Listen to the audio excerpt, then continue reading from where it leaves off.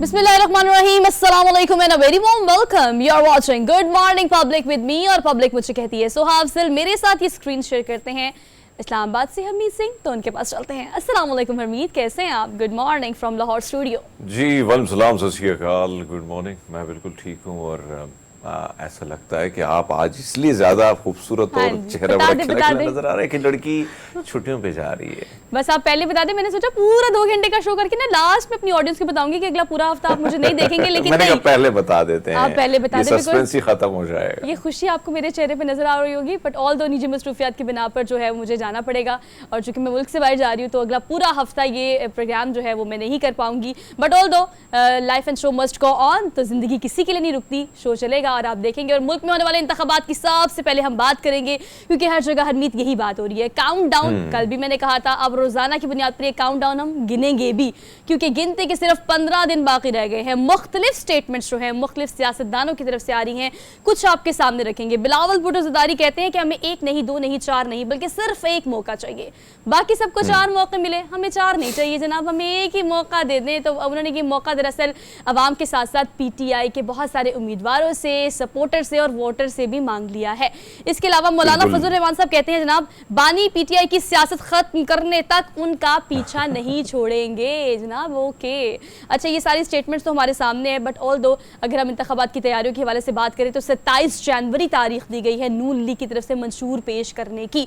तो ये मेरे ख्याल से काउंट करें तो 10 दिन बनते हैं। तो क्या इंतखाबात से 10 दिन पहले आप मंशूर पेश करेंगे? क्या आपने अवाम को कहा है कि हम पाकिस्तान को बदलेंगे, वोट को इज्जत दो, जो भी नैरेटिव उन्होंने बिल्ड किए हैं हरमीत, इन सारी चीज़ों को अगर सिर्फ 10 दिन पहले कोट किया जाएगा तो फिर मुल्क के मसाइल और मुआशी सूरत हाल, इक्तिसादी, मुआशरती हर तरह सी सिचुएशन जो है वो हमारे सामने है, तो इतने कम वक्त में कैसे होगा? खैर, ये क्वेश्चन मार्क है। इसी पर हम बात कर लेते हैं, इस सवाल का जवाब देने की कोशिश करेंगे। ताहिर मलिक साहब हमारे साथ मौजूद हैं, सीनियर सहाफ़ी हैं, सीनियर एनालिस्ट हैं, उनको आज के प्रोग्राम में हम वेलकम कहते हैं।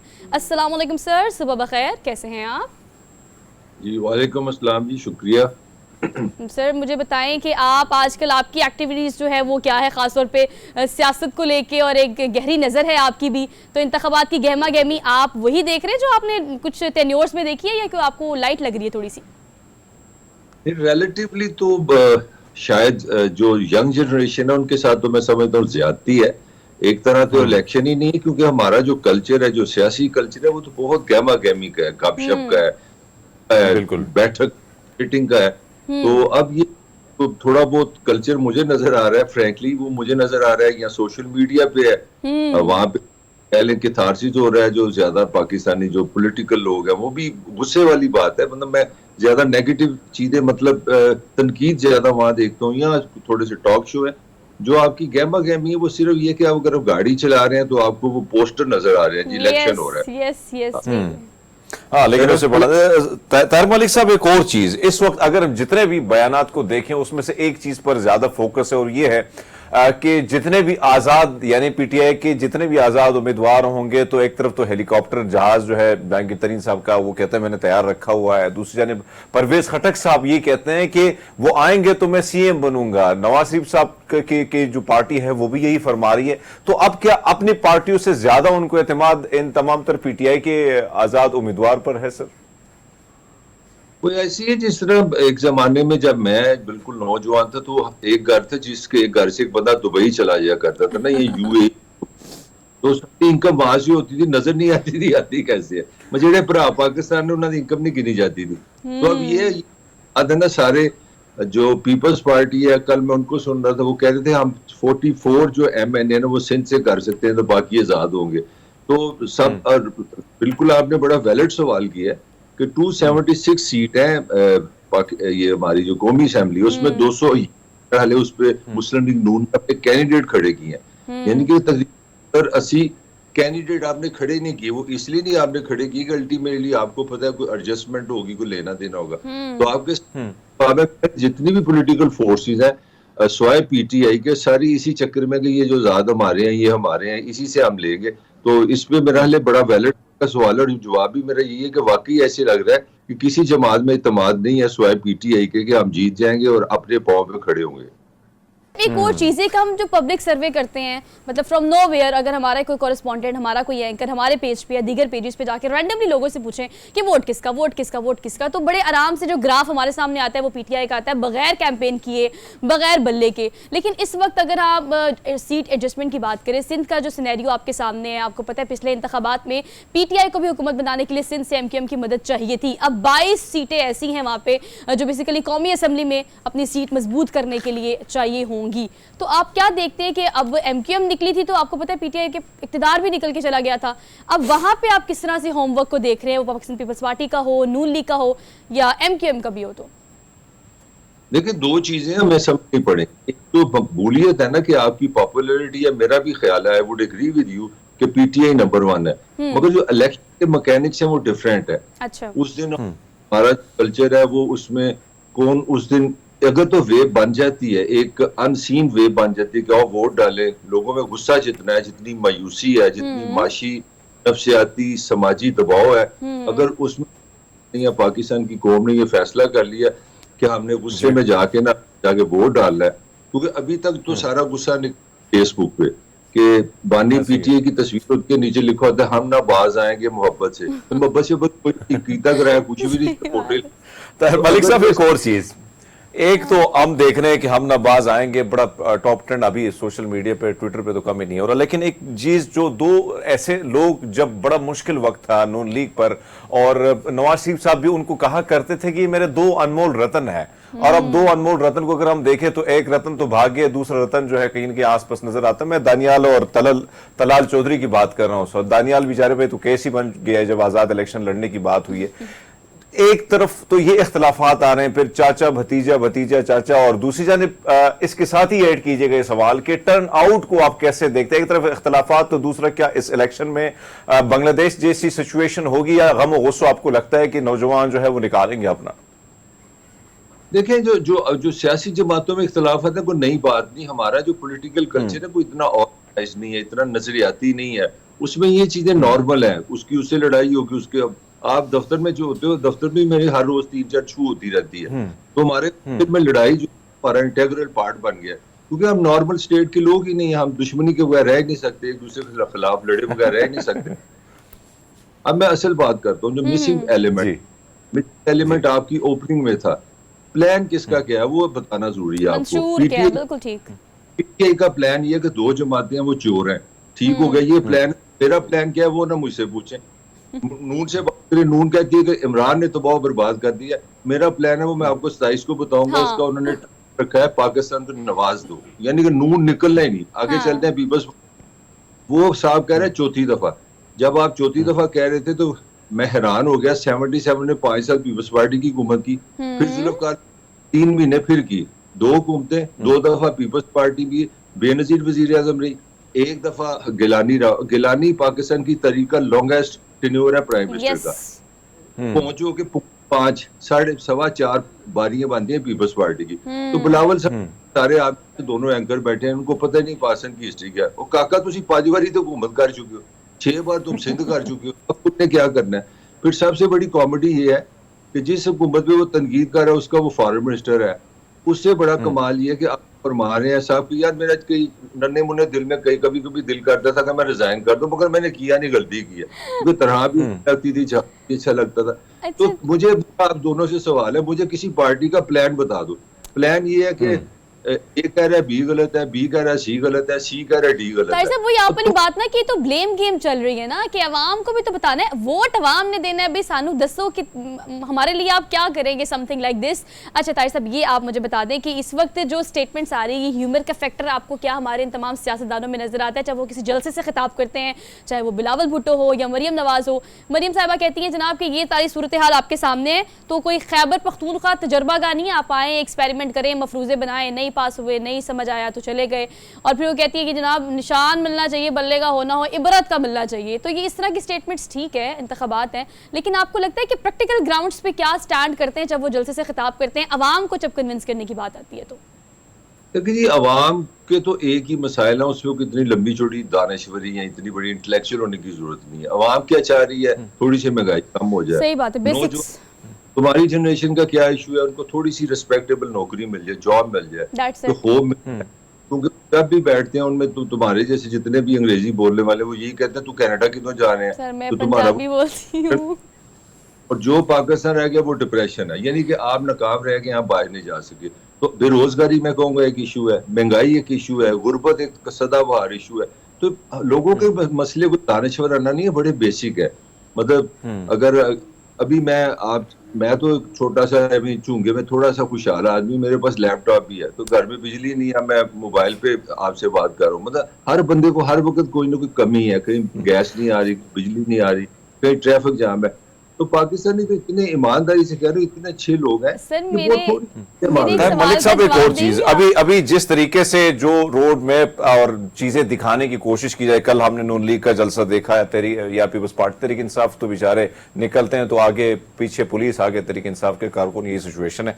ऐसे में दो पार्टियां, सर आपको क्या लगता है आने वाला इलेक्शन आपको जो है, जो मैंने टर्न आउट का सवाल किया, कि आपको लगता है कि गम गुस्सा जो नौजवान में दिखाई दे रहा है सोशल मीडिया पे वो आएगा, नजर आएगा, या फिर हम बांग्लादेश की तरह अभी जो इलेक्शन हुआ है जहां पे हमने टर्न आउट बड़ा कम देखा है वो सिचुएशन होगी? और सर अभी जो माशी सूरत हाल है वो बहुत बदहाली की तरफ हम जा रहे हैं, इसको निकालने में 16 महीने में जो इन्होंने किया, तो आगे भी वही सिचुएशन होगी या कोई बेहतरी की तरफ आपको चीजें नजर आएंगी?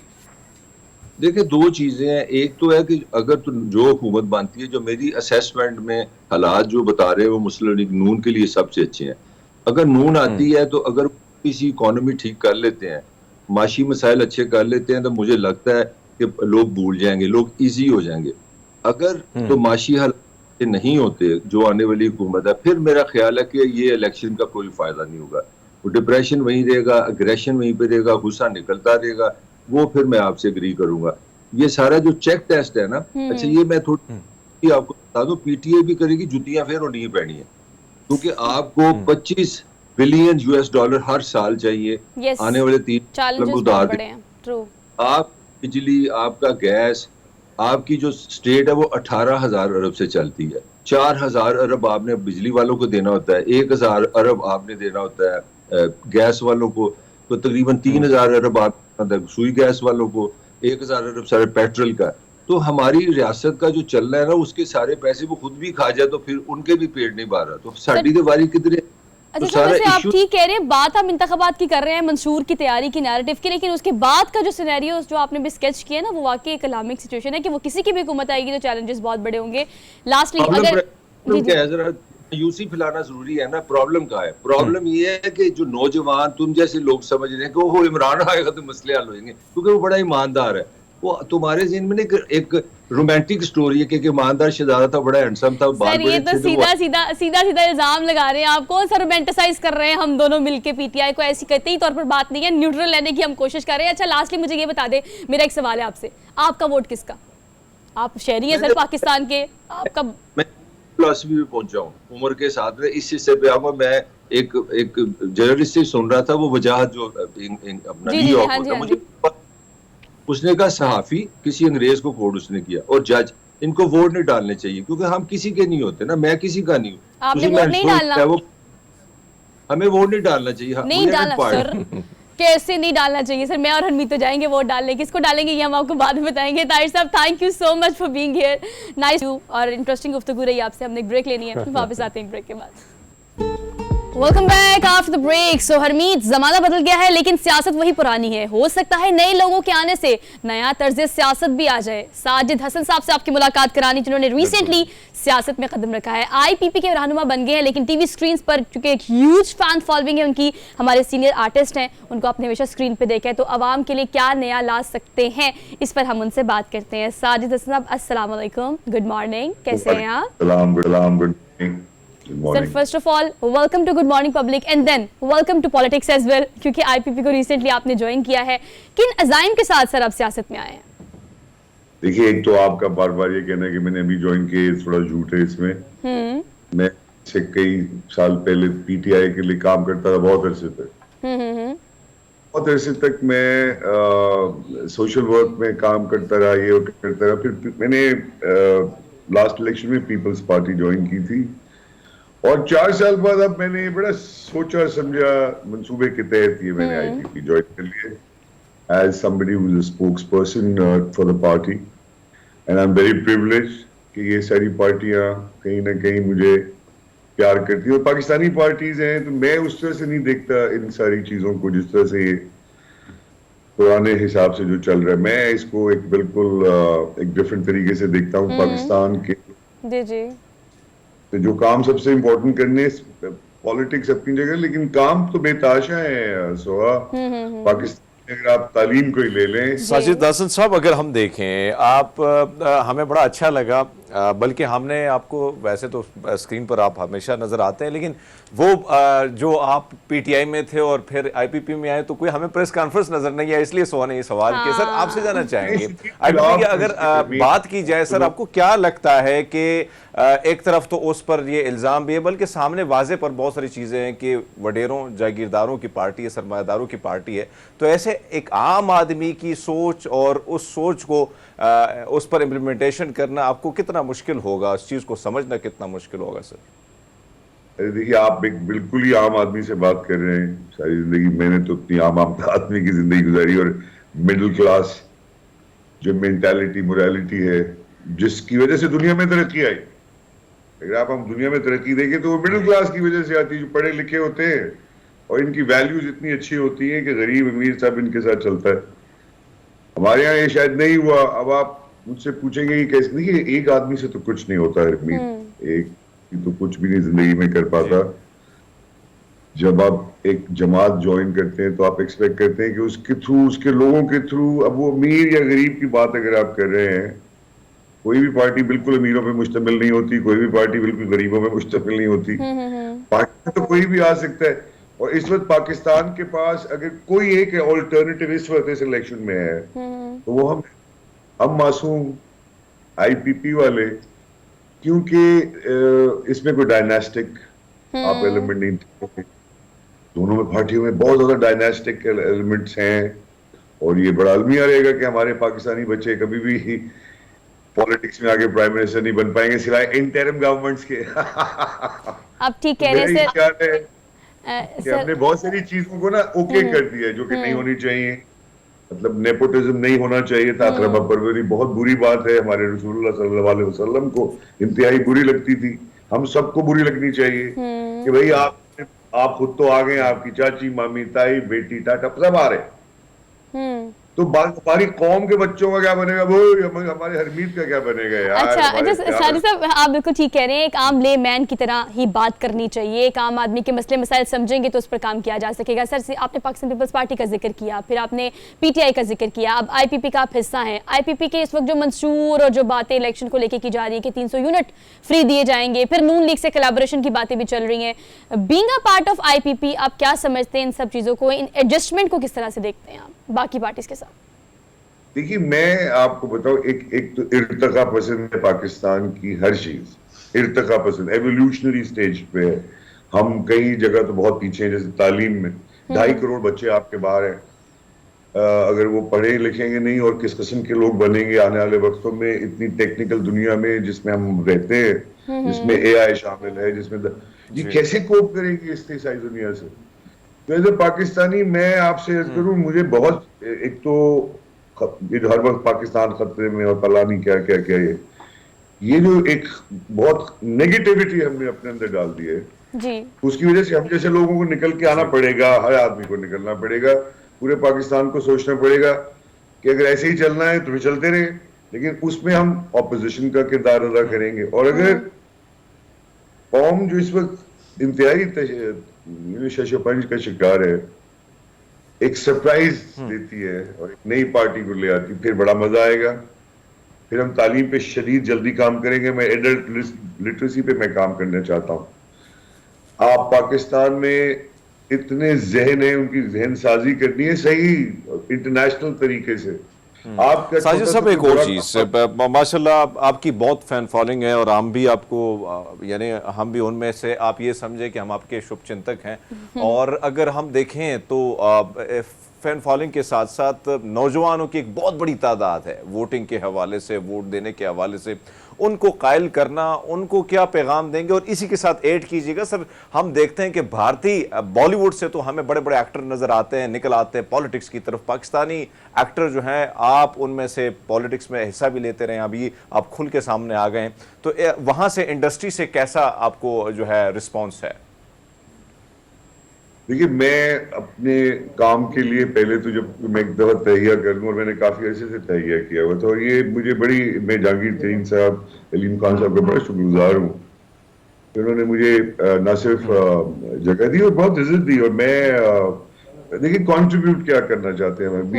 अभी आपने जैसे जिक्र किया इंडिया में जो हो रहा है इस वक्त, आज ही अयोध्या राम टेम्पल का इनॉग्रेशन हुआ है।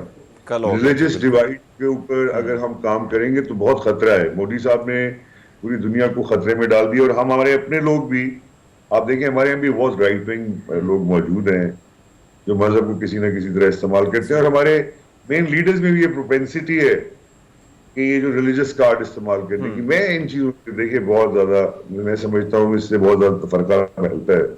हमारे जो कायद आजम मोहम्मद अली जिन्ना साहब, उनका जो विजन था वो तो यही था कि इंडिया में उनको पता था कि वहां ये होगा एक दिन जो अब हो रहा है, और उन्होंने ये हम पे सब पे बावर करवाया कि आप जब हम अपना पाकिस्तान बनाएंगे तो उसमें इस किस्म की कोई रिलीजियोसिटी नहीं होगी।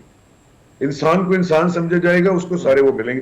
तो हम उसकी तरफ मैं उसकी तरफ जाना चाहता हूँ, हमारी लीडर उनकी तरफ जाना चाहते हैं कि पाकिस्तान की करे सही मायनों में पढ़ाई लिखाई।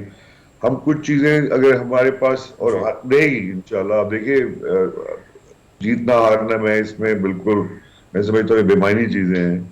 कोई पर नहीं निकल आते जो जीतते हैं, और हारने वालों के सर पे कुछ और नहीं निकल आता, सिवाय इसकी कि किसके हाथ में वो पावर आती है कि वो तब्दीली क्या, वो अच्छी चीजें करे जो चाहिए। आपके यहाँ फुटपाथ नहीं है पीने का ठंडा पानी, कोई रॉकेट साइंस नहीं है कि आपके निशानदेही की जाएगी किन किन मसाइल आपके हैं। साहब बिल्कुल ठीक कह रहे हैं, कोई रॉकेट साइंस नहीं है। जो बातें की जाती हैं उसको आवाम तक पहुंचाना भी बहुत ज़्यादा ज़रूरी है, और यही मंशूर जो है वो तमाम तर लोगों का होना चाहिए। साहब वक्त थोड़ा सा कम है, लेकिन हम डिटेल में गुफ्तगू भी इंशाल्लाह करेंगे। बेस्ट ऑफ लक हमारी तरफ से। Thank you so much for being here. हमने एक ब्रेक लेनी है, वापस के बाद keep watching good morning public.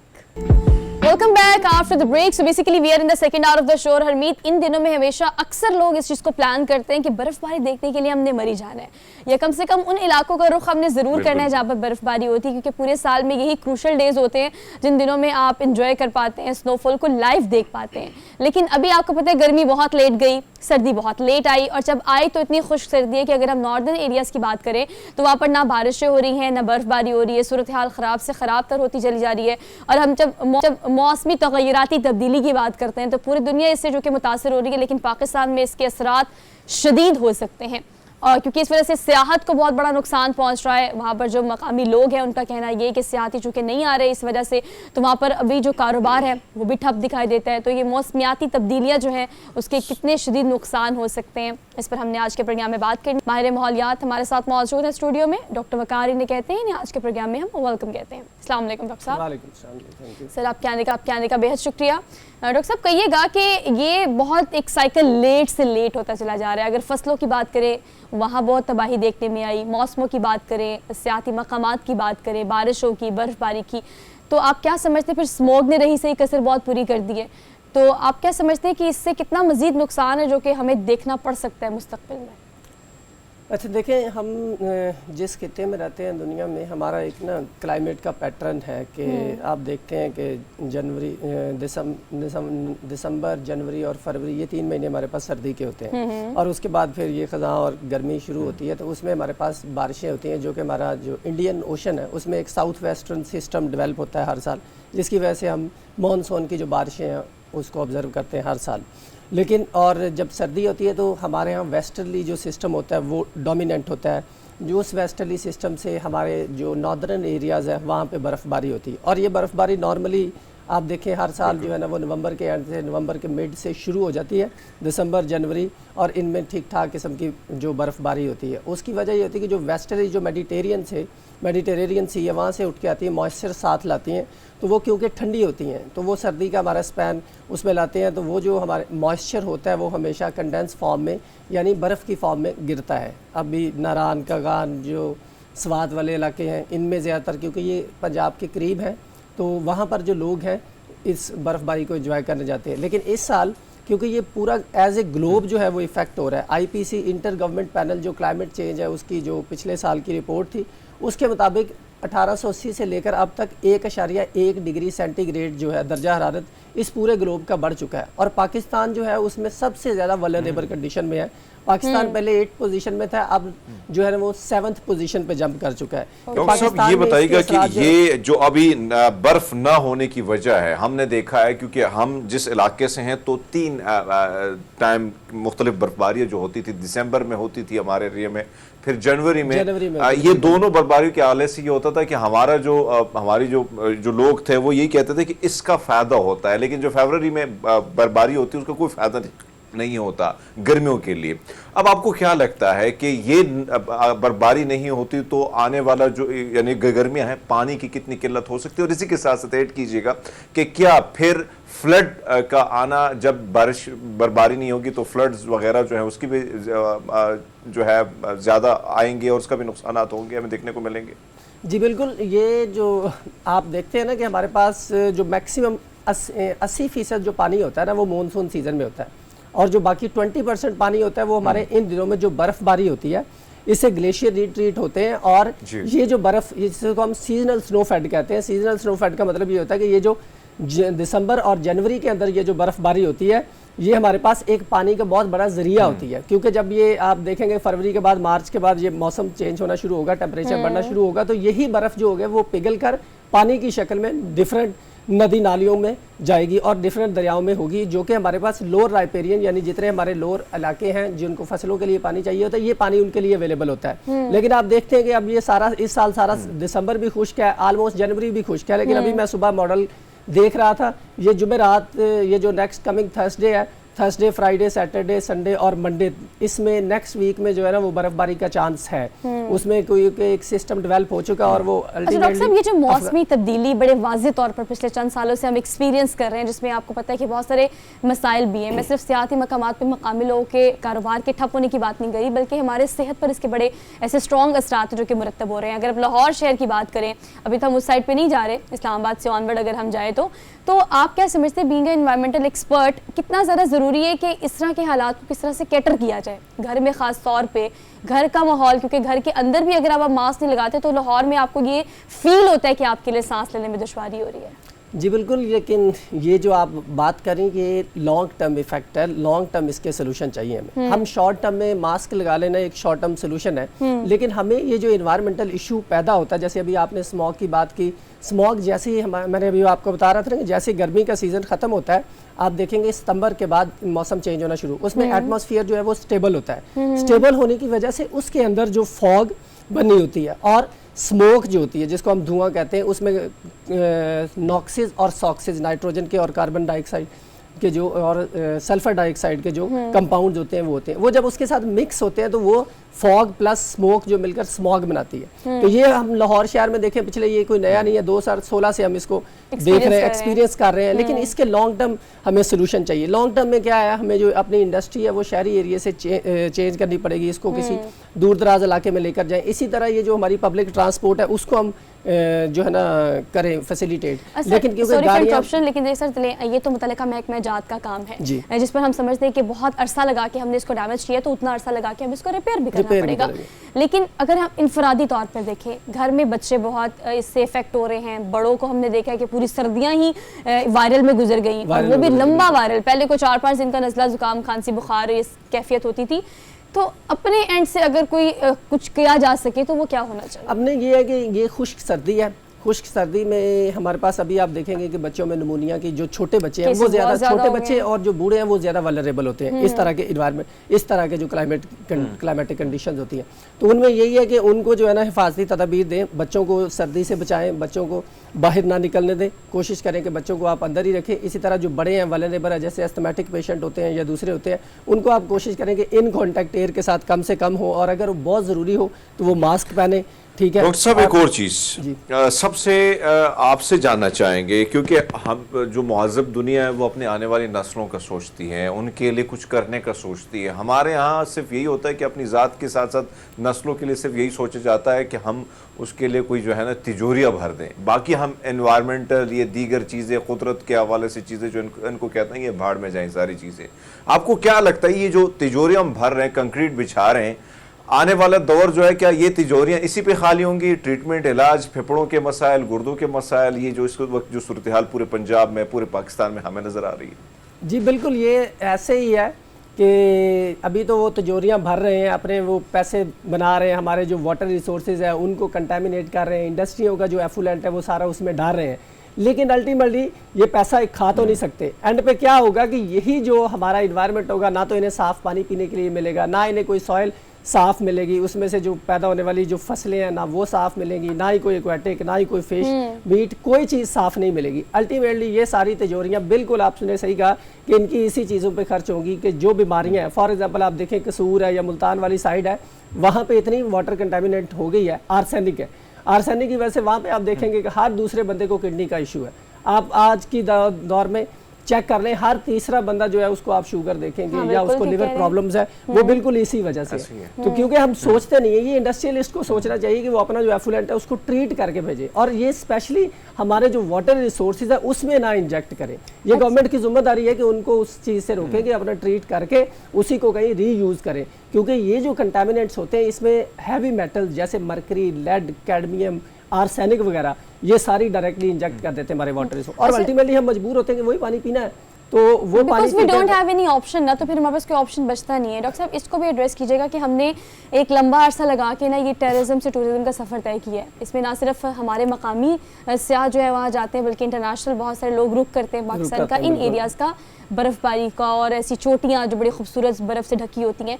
सियाहत को कितना नुकसान पहुंच रहा है ओवरऑल अगर हम देखें इस मौसमी तब्दीली की वजह से? ओवरऑल आप देखें कि अभी मैं सुबह एक रिपोर्ट देख रहा था कि ये जो 2023 है ये गर्म तरीन साल गुजरा है। इसमें जो दर्जा हरारत आम जो मैं अभी बता रहा था कि 1.1 डिग्री है, अभी 1.18 डिग्री सेंटीग्रेड 2023 में रहा है जो इस साल की रिपोर्ट के मुताबिक। उससे क्या हुआ कि हमारा जो नॉर्मल पैटर्न है वो सारे का सारा डिस्टर्ब हुआ, क्योंकि आपको पता है कि ज़्यादातर लोग पंजाब से या जो प्लेन एरियाज होते हैं वहाँ से लोग रुख करते हैं पहाड़ी इलाकों का ज़्यादा। मैक्सिमम जो हमारी सियाहत होती है, जैसे आप देखेंगे कि मरी है, नारायण का गान है, स्वात है। अभी मैं देख रहा था कि जितने टूरिस्ट ऑपरेटर हैं वो सारे भी रो रहे हैं कि सर वहाँ पे कोई बर्फबारी नहीं हुई, जिसकी वजह से नंबर ऑफ जो टूर्स प्लानर्स थे उनके भी वो सारे कारोबार जो है ना वो ठप हो गए। आप देखेंगे कि मोर देन 70% जो लोग थे उन्होंने रुख ही नहीं किया, क्योंकि उन्होंने बर्फबारी देखने जाना था प्लेन एरिया से, तो वो गए नहीं। तो 70% का मतलब ये है कि जितने वहाँ के लोग हैं उनका, क्योंकि रोजगार इसके ऊपर चलता है, क्योंकि वो बर्फबारी का जो सीजन होता है, उनके जो होटल बुकिंग है, वहाँ के जो लोकल्स होते हैं, वहाँ के फूड स्टॉल्स हैं,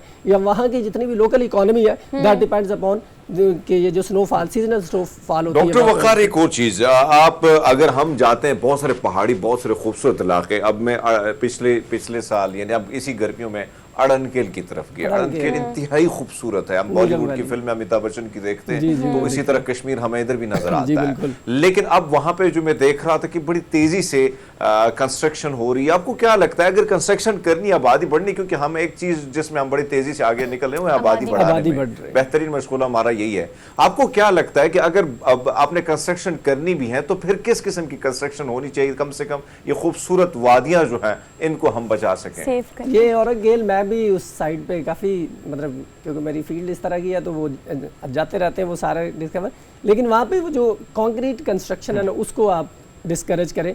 हम ये कहते हैं कि वहाँ पे वो लकड़ी की, जिस तरह आप देखें कि इंटरनेशनली होता है, यूरोप देखें आप, बहुत ठंडा मुल्क है, वहाँ पे बर्फ़बारी, और वहाँ पे लोग लकड़ी के जो मकान आता है ना वो बनाते हैं, और वो एक तो खूबसूरत भी लगते हैं और दूसरा वो इन्वायरमेंट फ्रेंडली भी होते हैं। वहाँ पे जो मटेरियल यूज़ होता है वो इन्वायरमेंट फ्रेंडली होता है, लेकिन हम जो है वो कंस्ट्रक्शन में वो हमारी वो बजरी, रेत, मिट्टी, सरिया और इस तरह की वो सारी जो है वो लाके वहाँ पे खड़ा कर देते हैं कंक्रीट का स्ट्रक्चर, जिसकी वजह से जो नेचुरल ब्यूटी है वो भी हमारी तबाह होती है, और वहाँ के जो लोग हैं जो रहने वाले हैं उनके लिए भी मसाइल पैदा होते हैं, और जो नेचुरल हमारा इकोसिस्टम है वहाँ पे वो भी डिस्टर्ब होता है। डॉक्टर साहब एक बात बिल्कुल ठीक है कि वहाँ के मकामी लोग या फिर इन्वेस्टर्स भी इस चीज़ को कीप इन माइंड रखें कि ये डैमेज हम ही लोग कर रहे हैं और बाद में आने वाली जनरेशन जो है वो इसको फेस करेगी, जो कि बहुत ज़्यादा अलार्मिंग हो सकती है। इस सिलसिले में वो सोचते रहेंगे ना, क्योंकि इन्वेस्टर सॉरी वो इन्वेस्टर जो है ना वो अपने पैसे के लिए कि ये एक जगह अच्छी लगी, फॉर एग्जांपल जैसे इन्होंने कहा औरंग केल है, वहाँ पे अब लोगों की एहसास कम है, तो एक इन्वेस्टर जाता है वो देखता है कि यहाँ से बहुत अच्छा है, वो अपने होटल वहाँ पे तमीर करना शुरू कर देता है। इसमें बात ये है कि हमें अपनी इंफरादी जिम्मेदारी जो सेंस ऑफ रिस्पॉन्सिबिलिटी है एनवायरनमेंट की तरफ, उसकी तरफ हमें जाना चाहिए, हमें अपनी जिम्मेदारी का एहसास करना चाहिए कि ये एनवायरनमेंट हमारा है और हमने ही इसके लेकर साथ बहुत अच्छा पैगाम है। Thank you so much for being here. आपसे इजाजत, इंशाल्लाह मुलाकात करेंगे अब एक हफ्ते बाद, बिकॉज मैं जा रही हूँ और ट्रैवल कर रही हूँ, तो इंशाल्लाह मुलाकात करेंगे इन छुट्टियों के बाद। अपना बहुत सारा ख्याल रखिएगा। अल्लाह हाफिज़।